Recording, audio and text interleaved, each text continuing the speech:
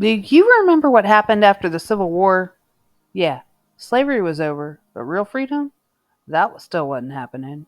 This is the tea on how we went from Reconstruction to world power in just a few decades, and how every moment set the stage for battles, riots, and reforms still to come.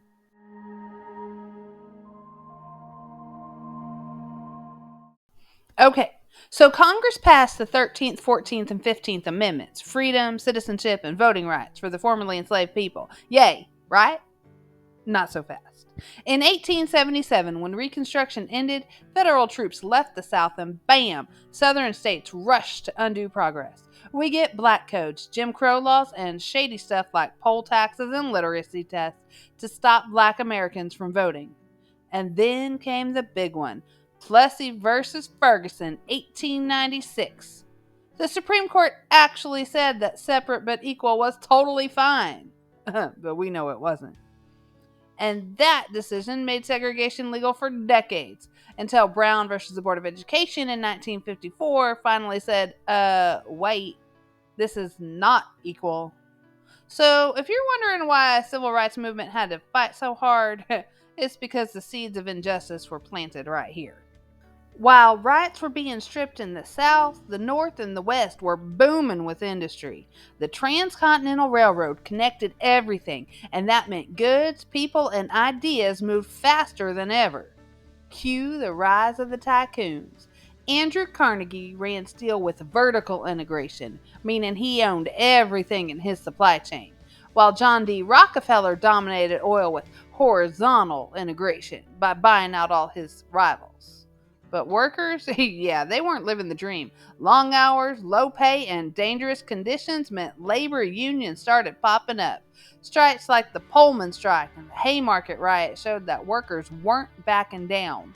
This era planted the seeds for labor protection we see later, like the 8-hour workday, child labor laws, and eventually the New Deal reforms of the 1930s. Immigrants came into the cities by the millions, mostly from Southern and Eastern Europe. They passed through Ellis Island, searching for opportunity, but they found cramped tenements, factory jobs, and rising nativism. And if you were Chinese, yeah, you got hit with that Chinese Exclusion Act in 1882, the first major U.S. law to ban immigration by nationality. Yikes. Cities grew fast, and so did corruption. Political machines like Boss Tweed's Tammany Hall promised jobs and help in exchange for votes. Luckily, reformers like Jane Addams and Hello Settlement Houses stepped in to help immigrants and improve living conditions. And this wave of reform helped inspire future changes like the progressive movement, which tackled everything from sanitation to voting rights. Okay, let's talk about the populists real quick. Farmers were done with high railroad prices, low crop prices, and unfair bank loans. So they organized. They created the Grange and then the People's Party, aka the Populist. Their goals? They wanted bimetallism because more money meant less debt. They wanted the direct election of senators, and they wanted a graduated income tax. Does this stuff sound familiar? Because the progressives later adopted a lot of it. We're talking the 16th and 17th Amendments. Those ideas lived on. Even though the populists faded out, they totally shifted the conversation. But in 1898, mark that down, we have a turning point. Why? Because the Spanish-American War turned the U.S. into a world power. We fought Spain over Cuba, but ended up with Guam, Puerto Rico, and the Philippines. And that's just the beginning. Teddy Roosevelt charged up San Juan Hill and later declared that the U.S. could step in whenever Latin America needed help. It was called the Roosevelt Corollary, and it shaped how the U.S. handled foreign policy all the way through the Cold War. Now, when World War II broke out in 1914, the U.S. was like, oh, we're staying out of this mess. But in 1917, we changed our mind thanks to the Lusitania sinking and the Zimmerman telegram, or where Germany asked Mexico to team up with them against us. Rude.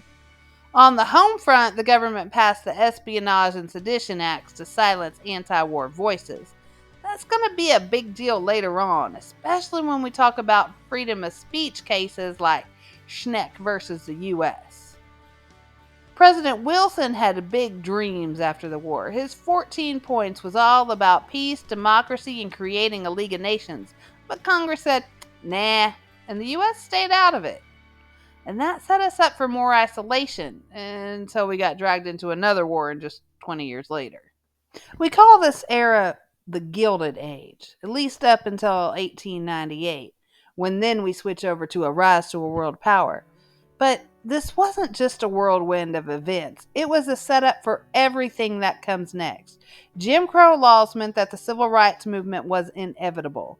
Plessy versus Ferguson made Brown versus the Board of Education necessary.